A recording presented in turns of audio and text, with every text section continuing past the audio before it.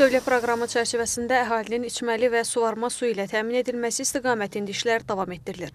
Əlincəçaydan su götürən və Culfa rayonunun ərazisindəki Bənəniyar su anbarını qidalandıran kanalın yenidən qurulmasının layihələndirilməsi də bunun təsdiqidir.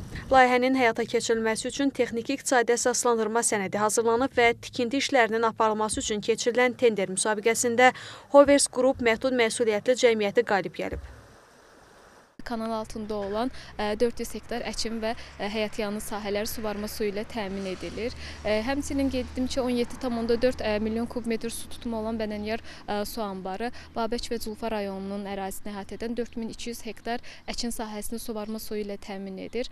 Mütəxəssislər qeyd edir ki, Əlincəçayda əsasən yaz və payız aylarında su çox olur. Həmin dövrdə sudan maksimum istifadə etmək lazım gəlir.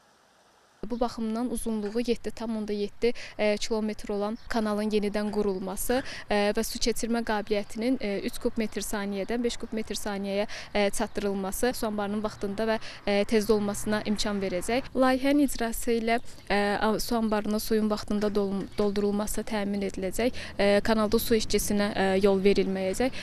Həmçinin ətraf ərazilərin kifayət qədər suvarma suyu ilə təmin olunması həyata keçiriləcək və kanala təmiz su daxil olduğu üçün istismarı da asanlaşacaq.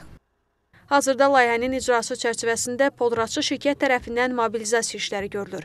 Eyni zamanda avtomobil və texnikaların hərəkəti üçün istismar yolu çəkilir. Yaxın günlərdə isə işlər tam sürətlə həyata keçiriləcək. Hafizə Əliyeva, Tərlan İbrahimova, Cavad Hüseynov, NTV Xəbər.